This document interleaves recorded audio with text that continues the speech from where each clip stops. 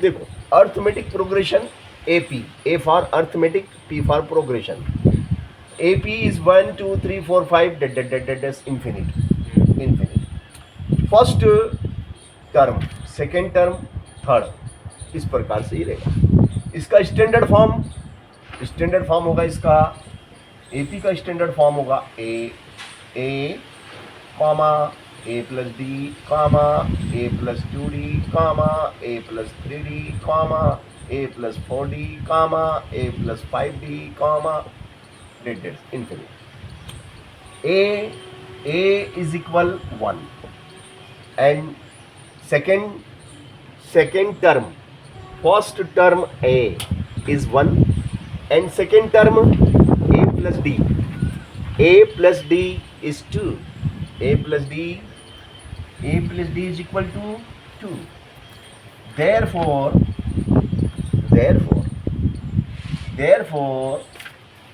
A plus D minus A is equal, देखो ये आपका कौन सा पद है? Second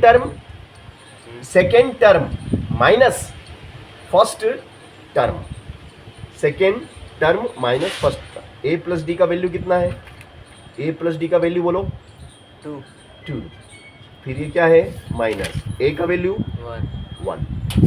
2 minus 1 is 1. Minus A plus A D. D is equal 1. D for difference. कितने का डिफरेंस है?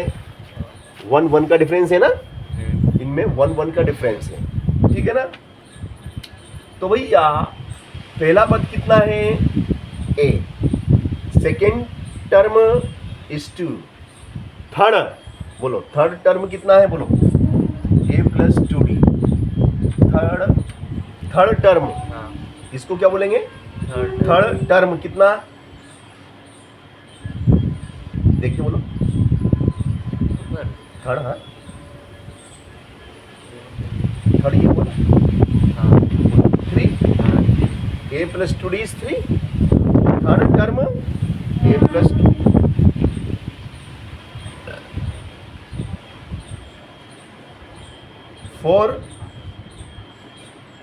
फोर टर्म बोलो. Fourth term 4 term is 4. देखो ये पहला, ये दूसरा, ये तीसरा, ये चौथा. अब फिफ्थ टर्म बोलो. Fifth term 5. Sixth term 6.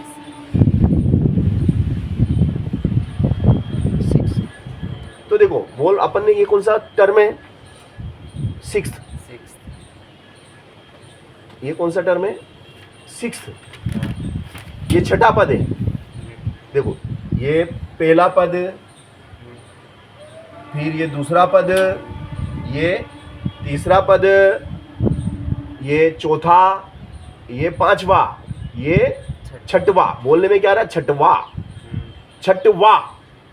मतलब ये छठवा कैसे हुआ? देखो छठवा 6 minus 1.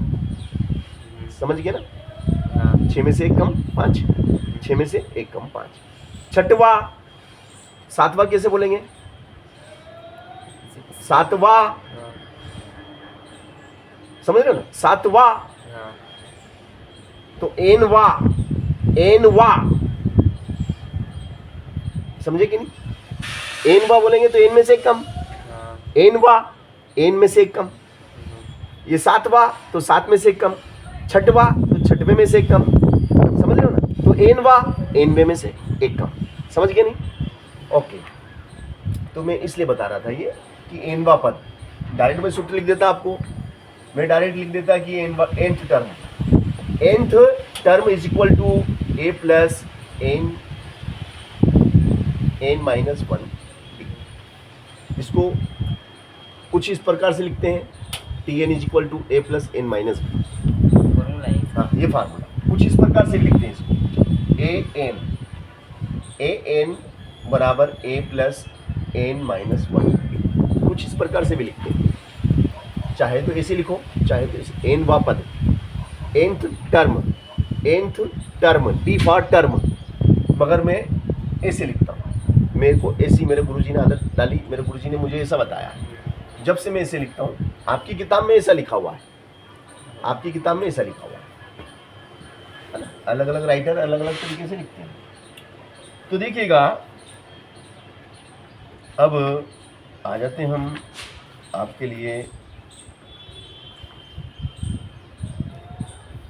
यह लिखा हुआ है, right first 4 term of the AP when the first term A and the common difference D R is given following. देखिएगा, आपको यहां पर क्वेश्चन एक्सरसाइज है, आपकी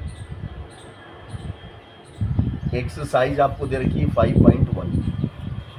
एक्सरसाइज 5.1 में पहले ही क्वेश्चन में आपको दिया गया है a is equal to 10 and d is equal to 10। देखो, ये इस सवाल की बात कर रहे हैं। a इज इक्वल टू, है ना, a इज इक्वल टू कितना है 10, d इज इक्वल टू 10। तो हमें समांतर श्रेणी ज्ञात करना है, और उस समांतर श्रेणी के कितने पद ज्ञात करना है। देखो तो कितने पद हैं इसमें, 4 टर्म, यही लिखा ना कि 4 पद ज्ञात कीजिए। फर्स्ट 4 टर्म, फर्स्ट 4 टर्म हमें निकालना है। तो देखिएगा, जो आपकी एपी होती है, एपी का मैंने आपको स्टार्टिंग में बताया था मानक रूप क्या है।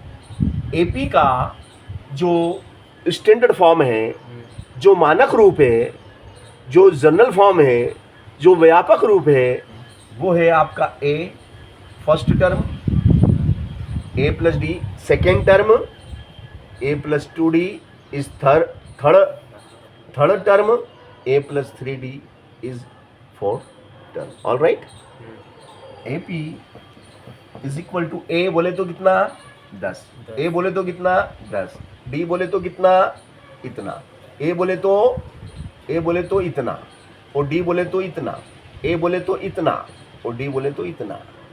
तो हो गया कितना, 10 का 10, 10 और 10 20, 10 दूना 20 और 10 30, 10 3 जा 30 और 10 40। This is answer, this is a answer. देखो, उसने बोला था 4 पद, वो 4 पद मैंने निकाल के बता दिए। This is answer. Any doubt? No, sir. Any doubt? No doubt.